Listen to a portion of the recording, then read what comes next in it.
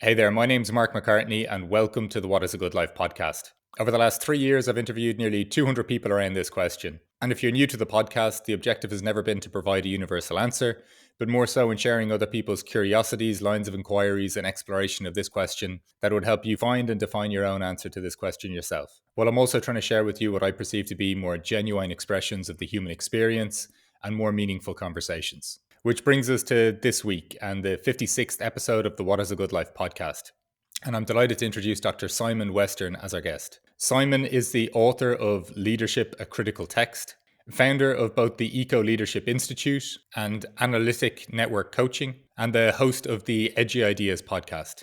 Simon brings a vast experience with him, given his previous roles include being a general nurse, a psychiatric nurse, family therapist, and psychotherapist. In this episode, Simon shares his journey with his lifelong question of what is a good life for him. From prioritizing freedom to exploring other cultures, politics and music as a teenager, to traveling widely and wandering the deserts, and being with his melancholy. He discusses the profound influence that connecting with his grief and sadness has had on his life and his career. We question the influence of modernity on our need to label, measure, and put everything in boxes, on the quality of our relationships, our sense of dislocation, and separation from each other and the natural world we are a part of. Finally, we consider how we might re-enchant our culture once more, whether that is connecting to the soul, re-engaging with mystery, or creating more awareness of our interconnections and dependencies. If you're feeling a sense of dislocation in your life, or are struggling to feel a sense of aliveness and connection to the world around you, Simon's experiences in life will give you much to contemplate, as well as inspiration to explore areas that you may well be neglecting.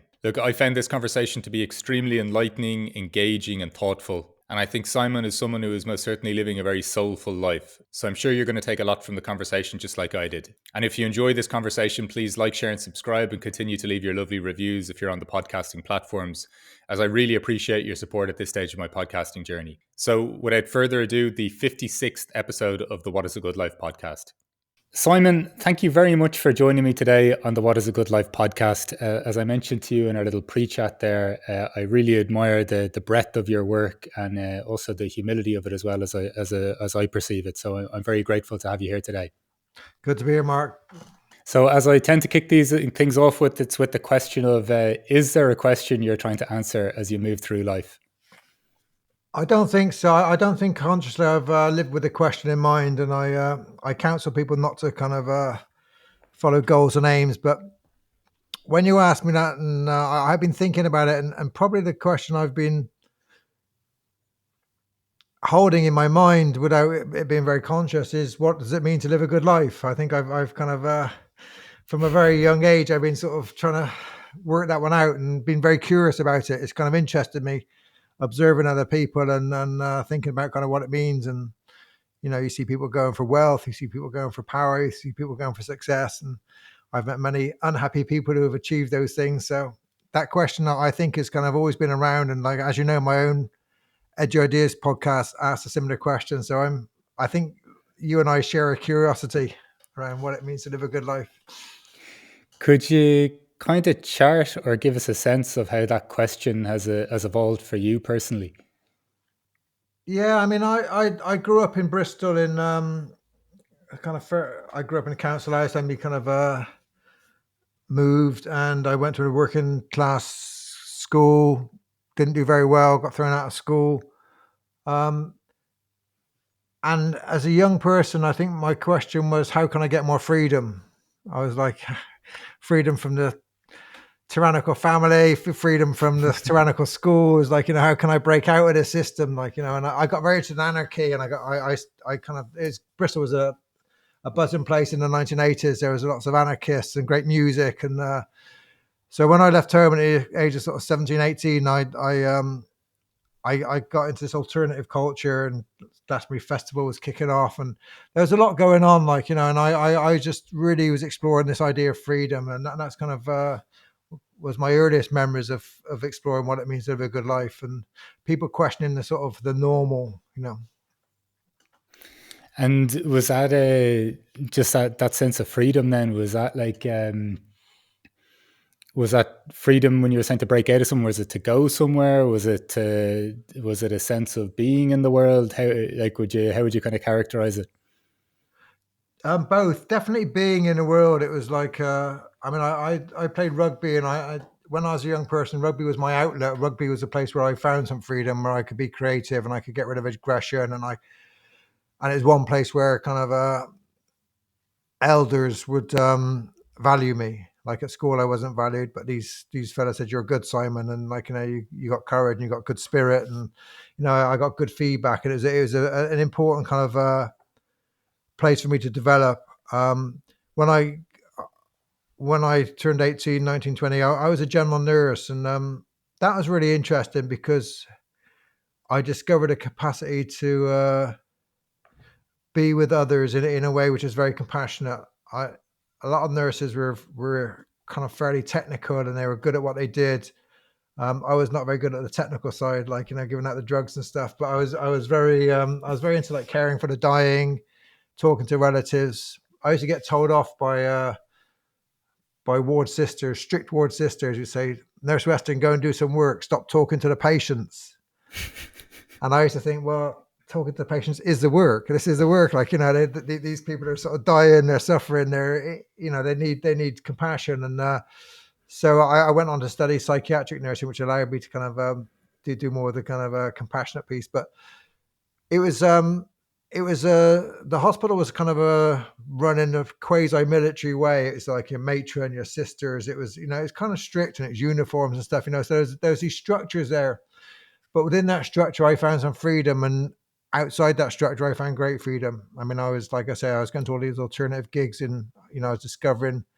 I grew up in a fairly all-white culture, and then I go downtown Bristol to St. Paul's, and it was kind of Caribbean culture, and um, yeah, punk culture mixed in with that, and it was like just really kind of vibrant time, and it was really energizing, and people were questioning politics. Or I was learning about kind of racism. I was learning about politics, things I hadn't come across before, and it was really sort of engaging. Yeah, just I felt like I was alive. And you asked about travel, and I started to travel then as well. So I've traveled, like, different cultures really interested me. Like, I was hitchhiking everywhere, including to the west of Ireland where I've ended up living. But I'd go, I'd go to Israel on my own quite often. I just go away, and I go and kind of wander in the desert for a while, and I just do kind of these big kind of travels. And yeah, I was just really enjoying being curious about the world and discovering, you know, an aliveness in this space. I'd love to touch more on the sense of aliveness, but just the mention there of the wandering the desert. Could you let me know what that entailed? Yeah, I mean, when I was 5 years old, my brother Stephen died of leukemia. He was 7 years old, and it smashed my family to bits. Like, I mean, my dad had a breakdown, and it made, when you're young, you don't really make sense of it. But when I was kind of 18 and 19, I was a bit of a party animal, and I had all these friends, and it was really kind of like I was really enjoying life. I had a good job, but the nursing was interesting. But I used to go off on my own, and people couldn't make sense of it.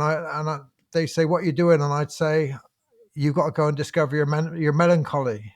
You've got to be with your Wow. melancholy." I used to say this without really knowing what I was saying. Like, I think, looking back on it, it was like, I understood what loss meant at a young age, and I kind of knew that part of me had to be kind of part of the way I lived. It was like, you couldn't kind of just cut that off and be away from it. So when I used to go traveling on my own, I used to sort of just. I remember going to Israel, and I rocked up, and I found this mad German guy who was like really funny, and we hitchhiked around Israel, went to all the kind of major sites, and then I went down to Sinai Desert and kind of stayed with the Bedouin and stuff, and just wandered around, and I was just blown away by the beauty, by the stars, by the space, and I get in touch with my melancholy. I get into a place where you'd feel like this.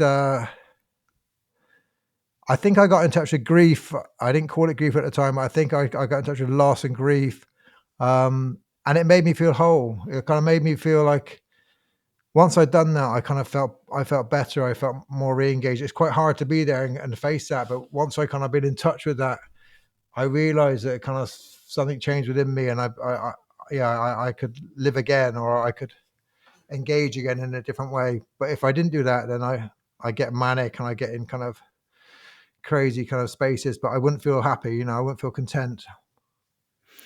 That expression, "be with your melancholy," is one of the most beautiful things I've heard.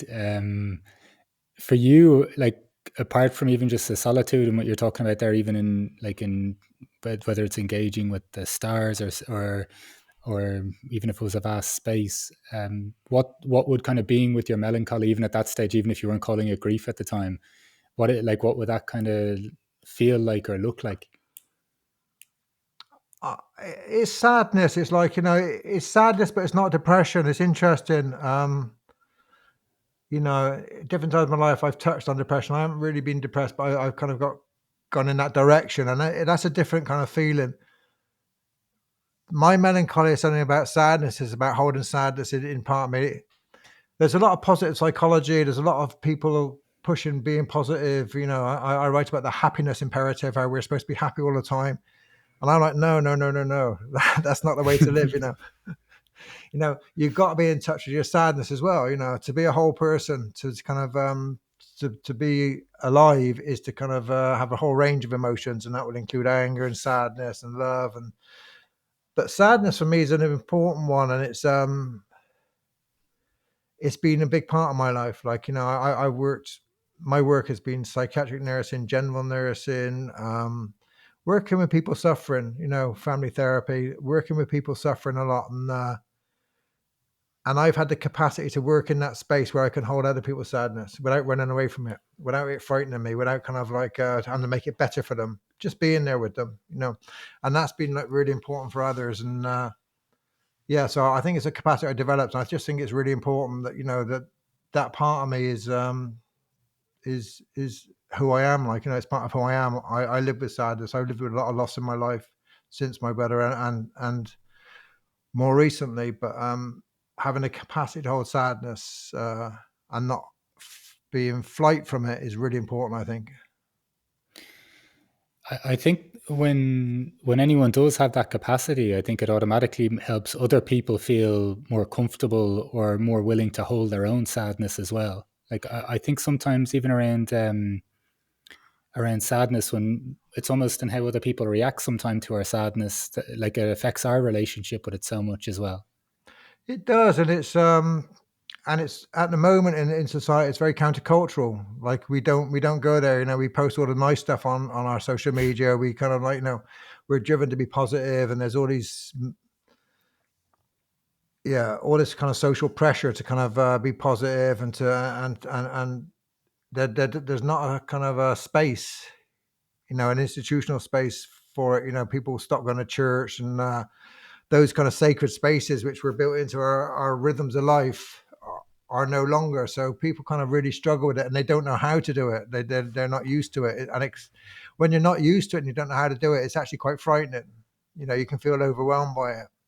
So to have someone there who's not frightened by it and can just be in that space is vital. But I think we all have to learn a bit about that. I think for me, in let's say even in a relationship with sadness, I read something once that really resonated. Was by Carl Jung, something like the extent of the for the branches of the trees to reach heaven, its roots have to go down to hell. And there's something about, I think, even our relationship with just holding the capacity to hold sadness even affects our ability to, some of these other things you're talking about, like to help us feel alive, to help us feel love or even happiness, and in whatever fleeting sense that's possible at times as well. Yeah, totally. I think they're totally interconnected, and people kind of split them off. And when you split off sadness and melancholy, and you don't grieve properly when you've lost somebody or something, it affects how you live. Like, and like, you can see it on an individual level and collectively. When a country doesn't actually recognize its losses, it can turn on people. You get kind of like, it turns into anger, or it turns into something else. It doesn't go away. This kind of this residue of sadness becomes kind of fear or anger or something else, and it gets projected onto an immigrant group or an outside group or something. And you see it a lot. So I think this capacity to sort of say this is actually quite normal. Actually, it's quite healthy, and actually, it kind of is part of life, and you'll live a much fuller life, you will live a good life if you can kind of hold that as part of your experience, because it will be. We all kind of suffer losses. We all suffer kind of some grief in our life, some kind of disappointments. This is part of if you're going to be successful, you're going to go through quite a lot of disappointments on the way. If you're going to take risks, you're going to fail quite a lot. So that these experiences should be part of our kind of a holistic kind of a way of being, I think. I listened to something by Francis Weller earlier today. He's from that kind of Jungian tree of Hillman and other people like this, and talks a lot about soul. And he was talking about these different stages of grief in the sense of, like, usually when we think of grief, we think about someone losing somebody or something that they really love. But it's even addressing the lost opportunities, or even the parts of ourselves that we almost disown because they were deemed as not acceptable by somebody else. And I know, when I think about that, and then I think of what you're saying about sadness here as well, or being with your melancholy, there's something about this, like when we, and this positive psychology stuff, and there's value and merits and lots of things, but just in the sense of, like, disowning, then, as you say, like what we could be sad about, it generally leads to rebounding back or something in Yeah. some form of anger. Yeah, I mean, I trained in psychoanalysis, and we talk about a return of the repressed, and it does return. It will, if you don't kind of process something, it does return, and it returns in a very dysfunctional way. We're not quite sure how it can, and for each of us, it will be different, but it will return, and individually, in families, and in nation states and stuff. The return of the repressed you can see happening over and over again. Just interested when you said, in your role with nursing, that you naturally had this innate sense of showing compassion, or seeing that the compassion existed, just not in, let's say, the wound that was being addressed, but the people's experience around that. Was that something innate in you, or was that, like, how did you kind of see that forming? Yeah, it's hard to say. I mean, I'm quite different from a lot of my peer group. Like I'm different in many ways. I grew up with a sort of fairly macho peer group who lived in a certain kind of way, and I don't know. I mean, my mother had a big influence on me. She came from a very poor background, and she made her way through life, and became a teacher, and then ran a beautiful school for multiracial kids in multicultural kids in Bristol, a really lovely space. And it's kind of quite inspiring to see what she'd achieved. So I think I got quite a lot from her. But yeah, and I think I grew up in a family of four boys, and I think I was my mother's daughter in lots of ways, because I was the emotionally intelligent one, the one she talked to most. And as I grew into an adult, I share stuff with her, and we talk at a very emotional level. And I became a nurse, a kind of a man in a female profession, and then I became a therapist, and things often associated with kind of women. I took on I love cooking, and which is interesting, because I'm also kind of quite macho. I was a rugby player as well, and I was like, but I wasn't afraid of expressing feelings, or being in touch with feelings. So something happened, and I've worked around in female circles quite a lot, and maybe that kind of rubbed off on me from a young age, because as a nurse, I was like one in a class of 30. I think it's two men and 30 women in our cohort of student nurses. So something I picked up something, I think. What do you think? I know you're mentioning, like lots of things like anarchy and this sort of stuff, and the different cultures that were available to you, and the interests you had in different in different settings. But just even like allowing yourself to be one of two in a class of 30, like, did that come easy to you, or was that even a decision to be made, or was that just quite straightforward for yourself? For myself, it was kind of fairly straightforward. I mean, I worked in a factory before, and I needed to get out of the factory, and someone said, I never thought about being a nurse. Someone said, Simon, you need to get your act together. You're better than this. Like, this is at a rugby club, and my wife's a nurse, and she said they're looking for male nurses. So and I had to go to like Eden School and get a couple more O levels and study a bit. But I did that, and it was like it just sounded interesting. Working with people sounded better than working in a factory making paper bags. It's like that was like the initial choice. I was quite naive. Like I sort of went into it in a naive way. I wasn't that intimidated, but it wasn't easy when I got there. I mean, there was quite a lot of discrimination. I wasn't allowed to work on female wards. I wasn't allowed to sit in lectures on female anatomy. Um, the, there was some. I mean, there's these days it would be called abuse, but like some of the sisters would ask me to sit on their knee when they wrote reports, and they give me a bad report if I didn't sit on their knee. I was this young, handsome rugby playing sort of there. So you got projections of idealization of being a special kind of man, and you also got punished for it. Like I had to carry all the heavy patients, and people kind of really didn't like you're in the wrong profession. And then from my male friends, I got a lot of people call me gay and stuff, because I was a nurse. You get kind of taunted a bit, which didn't. I don't know. I got quite a thick skin. That didn't seem to bother me too much, but yeah, it's quite a journey. It was really powerful because I use it now as it's really useful to me to empathize with other people who are in minority groups. You've had that experience, and you're othered. I'm different to everyone else, and what does that mean? And it's been very helpful actually to kind of go through that experience and understand what it's like to be othered. And I repeated it again in my when I was 25, 26. I had a child, and I separated from his mother. We co-parented, but she went back to work, and I was a stay-at-home dad for 4 years, and absolutely loved it. At the age of 26, I had sort of a punk haircut, and I had this baby with me, and I was like, one of the best times of my life. To be honest, I thought I'd get bored after 6 months being home, but I was like probably one of the happiest times of my life. But I'd rock up to a mother and toddler group, and they'd look at you and half the group would want to mother you, and the other half would kind of want to expel you for intruding into their space. It's like it was really quite weird, But that experience of being othered, it's not all negative. There's something kind of interesting about it. I like difference. I like diversity. I like yeah. I feel happy when I go. I mean, when I went to London, I went to the down in Terra Hamlets, and it was like about 80% Bangladeshi community around me, and I loved it. I kind of loved kind of just being in that space, and so there's something about difference I really enjoy. What is it about difference? Like what? Because that is quite stark, isn't it? Like some of the examples you've given there Yeah, of some of the situations you put yourself in. I mean, I just find it more interesting. I mean, I like my biggest kind of. I'm really quite afraid of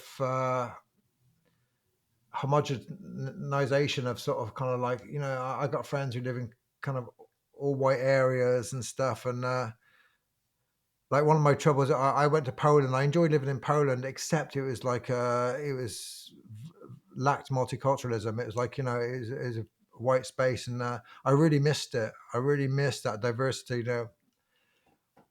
I was in London last week, and I just buzz off it. Like I just buzz off like the variety of food, the kind of choices you have, the kind of the colors, the smells, the culture. And that's from high culture. I go to the opera, and I go to kind of like down Brick Lane. That's where I used to live, and down Hamlets, and hang out in the cafes. And it's that just enriches my life, and I just think it's I just feel enriched by it. And if I go to I'm quite fearful of totalizing cultures. When I was a psychiatric nurse, I worked in an old-fashioned asylum. Literally, just before the asylums closed, there was this big move to um, put psychiatric patients back into the community.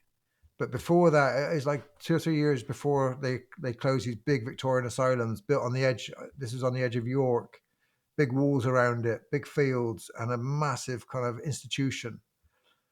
And I experienced what's called a total institution where you had to be institutionalized to kind of live and work there.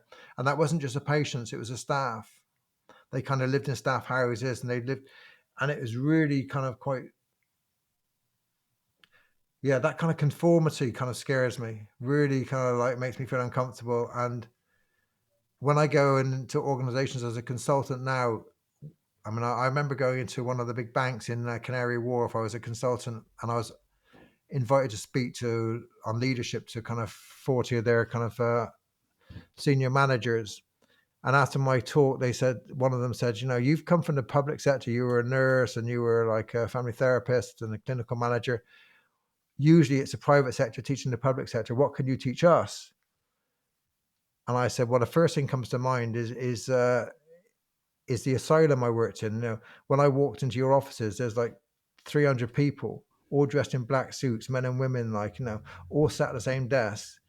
And it scared me to death because I get this like, it reminds me of the institution, like, it's like, and they were all kind of a bit shocked, but it's like, it's a wake up call. You get this kind of conformist mindset in some of the big corporations, and it is kind of scary. For me, it's scary. It's sort of like, these kind of conformist mindsets lead you to bad things. If you don't question things, if you don't have that space to sort of be discerning and to question things, you know, fascism's not far down the road. It's sort of it leads you into these sort of unquestioning sort of states of mind which lead to bad things. So there's something kind of disturbs me about that, and I think that's why I really like and it feeds my curiosity. I'm a very curious person, so diversity feeds my curiosity.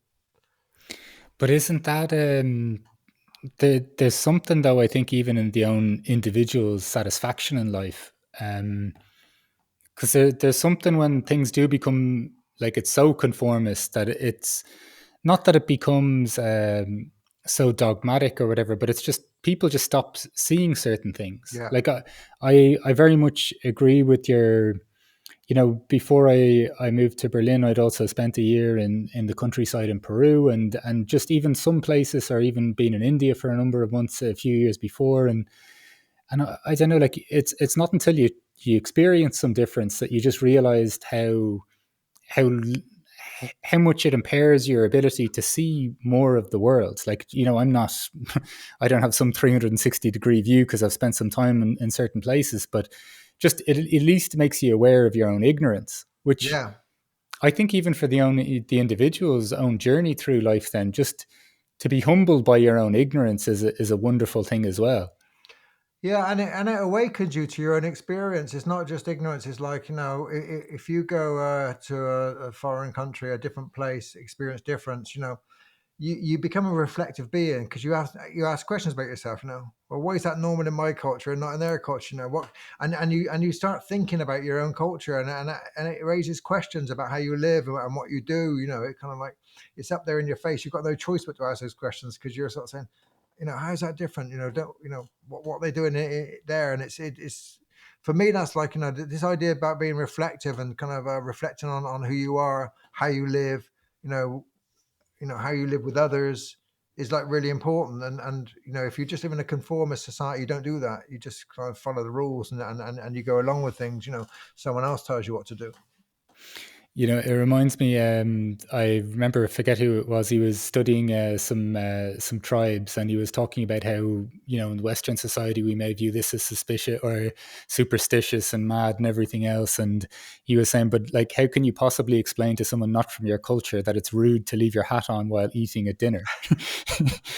Yeah, do, that's you, right. do you know what I mean? Like, Yeah, it's amazing just how everything that you think is normal it's all a bit like, it's all a bit of a construct. It's all a bit mad, like, it is. When I work in organizations as a consultant and stuff, and one of the things we did was do these leadership exchanges, and we pick people from like the United Nations, or they work in the Red Cross, and we swap them with someone who kind of we get them to visit someone who worked in a bank, and then we get the person from the bank to go and visit them in Africa in the Red Cross.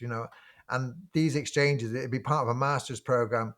And people said that these exchanges were the most powerful learning experience they had. They had all the great professors and stuff teaching them, but it was these experiences where you get someone from a different culture looking at you, giving you feedback and making you think about your own practice.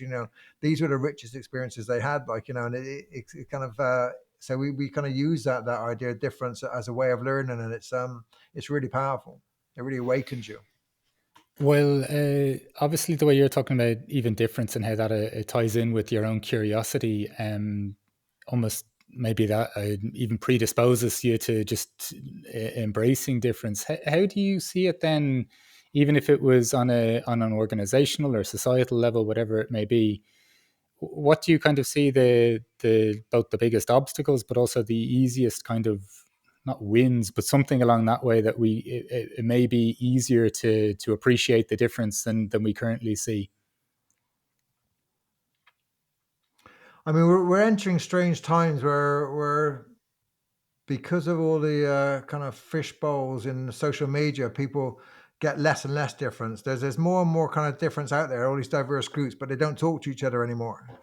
So you join your own little club on one of the social media platforms, and you kind of people share your views, whether that's political or identity politics or kind of or whatever, like or special interest groups.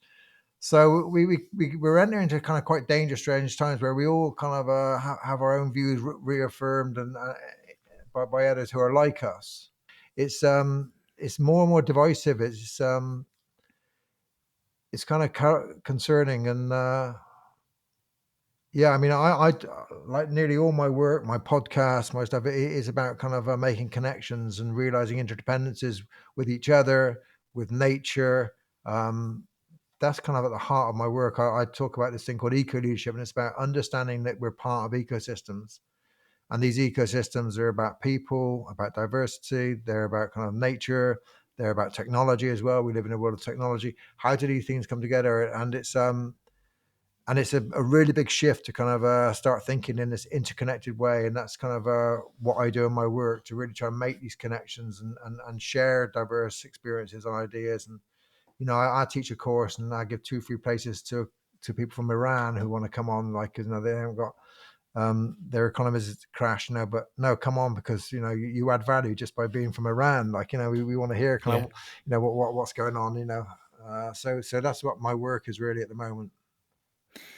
And even from the like an elaboration on the sense of interdependency, like what do you see as kind of the most, I don't know, basic or common sense thing as to how you perceive the world, that you don't think is is a message of that the rest of, let's say, wider society may be adopting? I think we're entrapped in modernity's way of thinking, and modernity's way of thinking is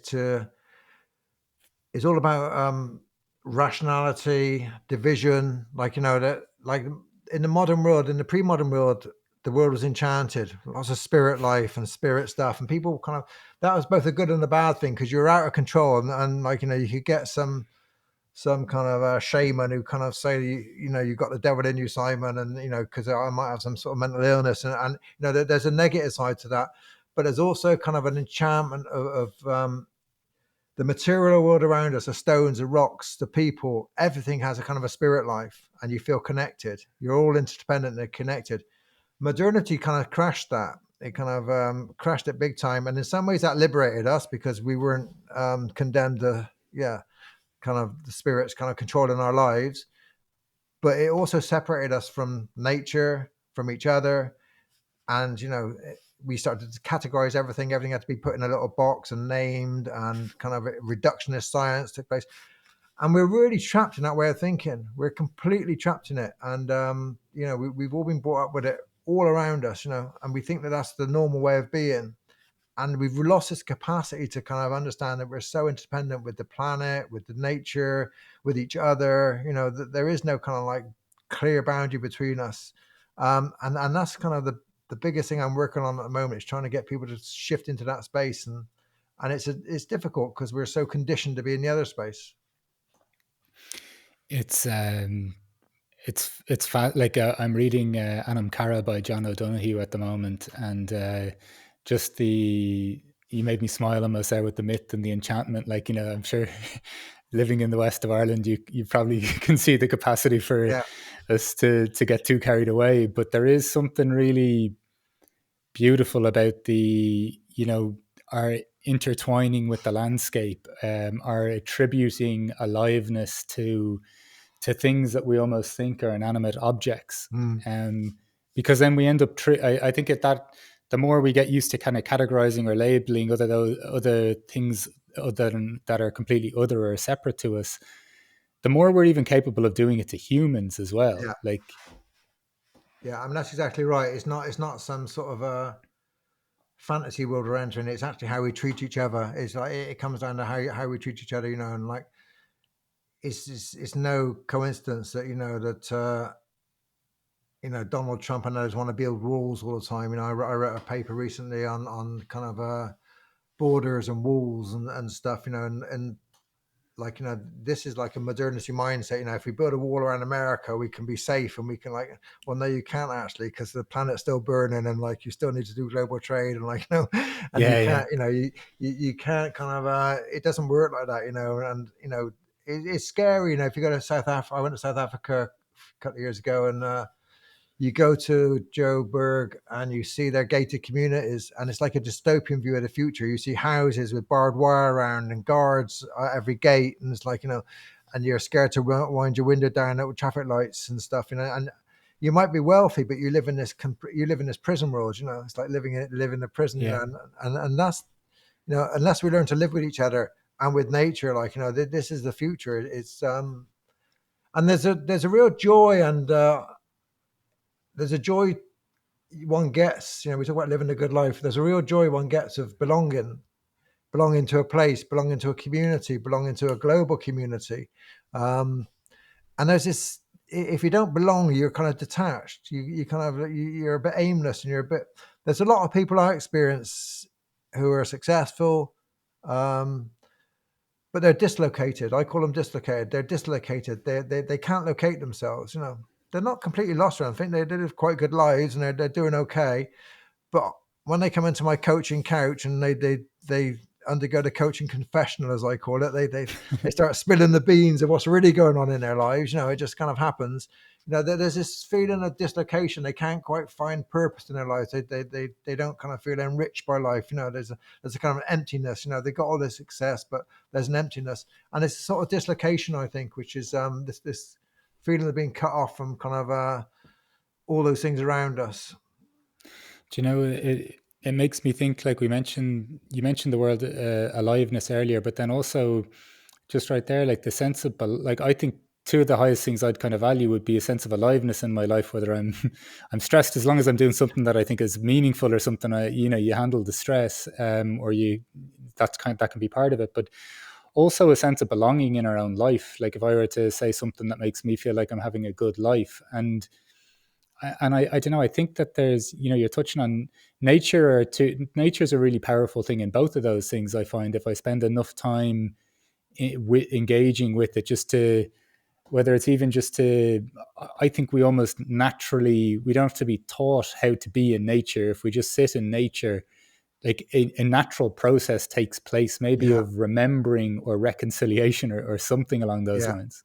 Yeah, no, I agree. It's like it's always been a massive part of my life, and every day. I mean, I live close to the sea, so every day I go to the sea 3 times a day. Probably I'll take the dog for a walk, go for my bike. It's sort of, I'm in Galway, and I chose to live here partly because of that. It's like I was in London, and I love London. It's kind of real buzz of diversity and stuff, but I miss that. I miss that kind of closeness to nature, and it's been really, really important. Yeah.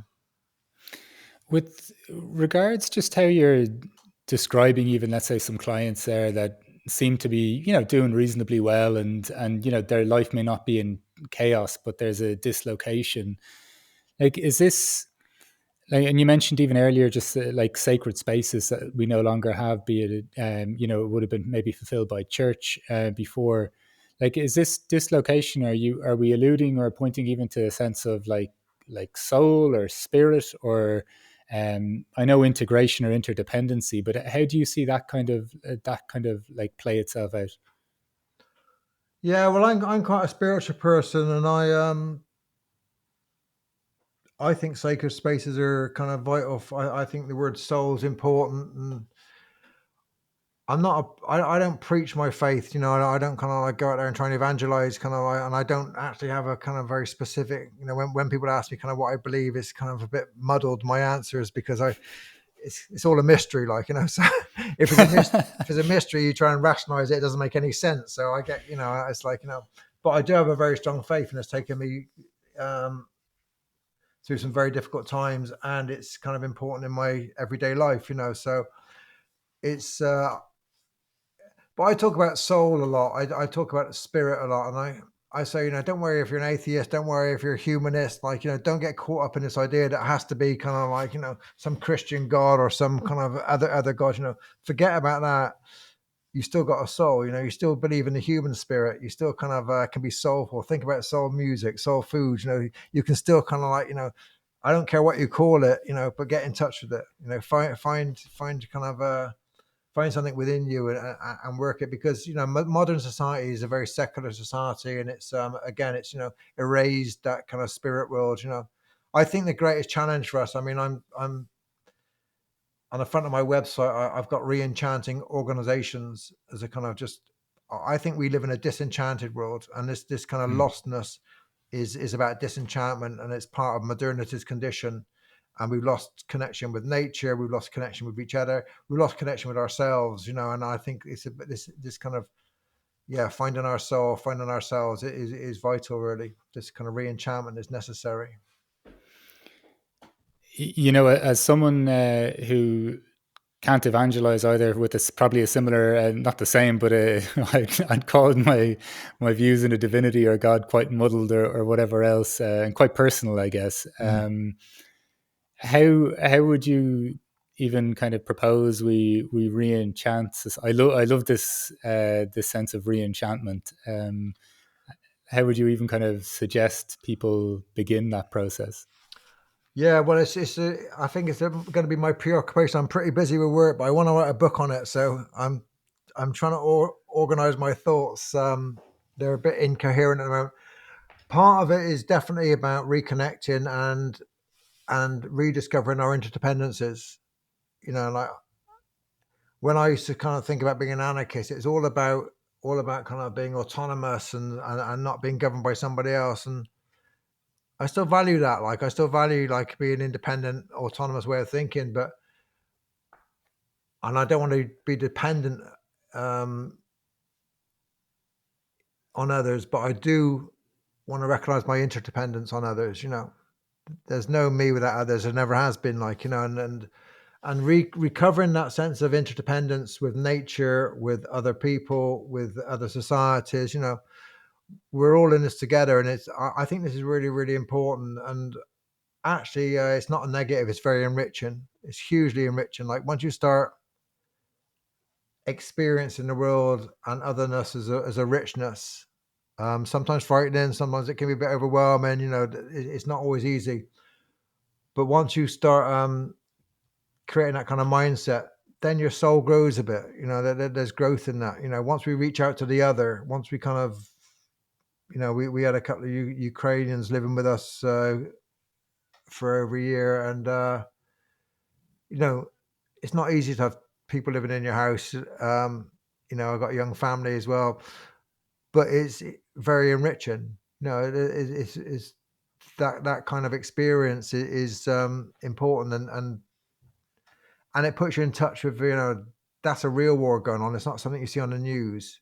That their families are still there. There's something kind of very, you're engaged in something. You feel sad, but you also feel kind of alive because you're kind of engaged and you're doing something.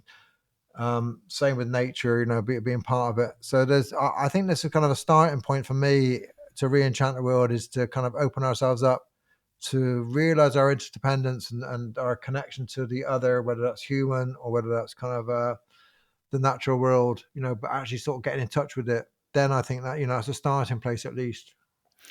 There's something about the word soul, or concepts of soul, that I think points to something more communal beyond the kind of individual self-development, self-improvement kind of shtick that we have going on, which I think once again, like there's almost like even in how, let's say, certain themes become a bit more mainstream, like maybe spiritual practices or whatever, there's almost like a spiritual aggression though to how we're adopting spiritual practices. Yeah.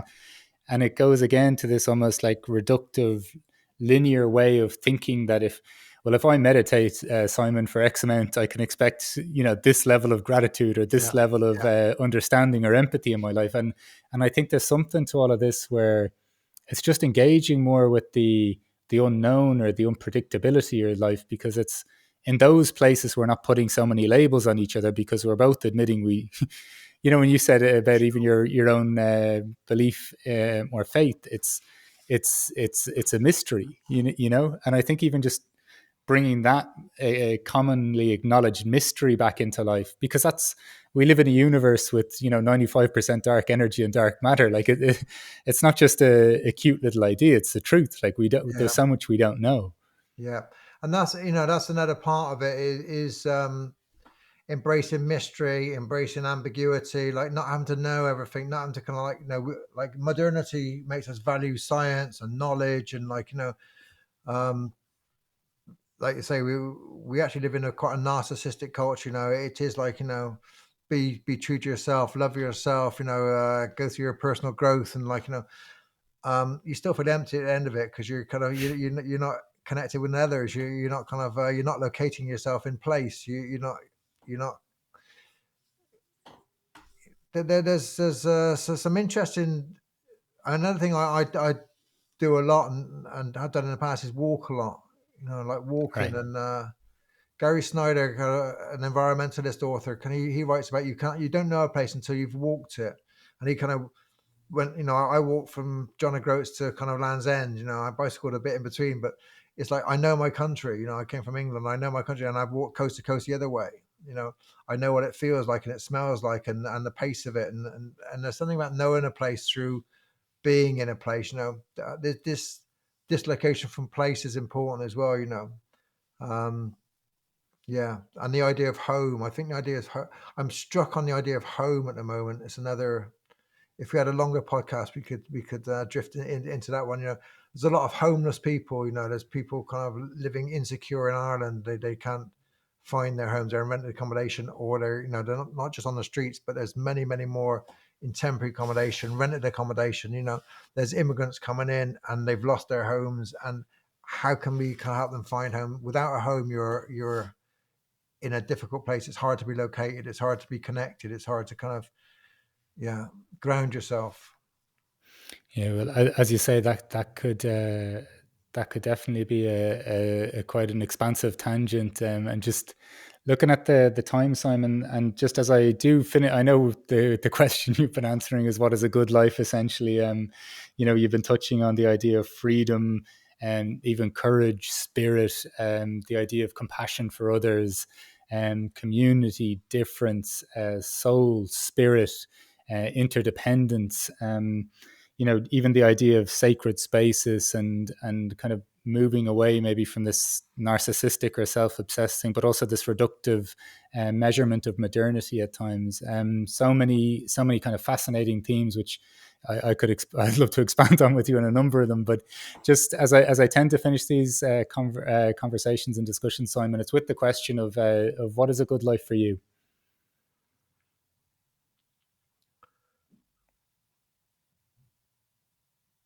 A good life for me is to live with a full range of emotions, to embrace sadness and love and happiness and anger, and to have a home, to feel I have a place in the world, and to be connected to others, to connected to loved ones, connected to strangers, connected to nature, to realize my interdependence. That's beautifully put. Look, Simon, thank you so much for joining us here on the What Is a Good Life podcast today. I've really enjoyed it. I've really enjoyed all the perspectives that you've shared, and I'm very grateful for your time. It's been a pleasure, Martin. Nice talking with you. Go well.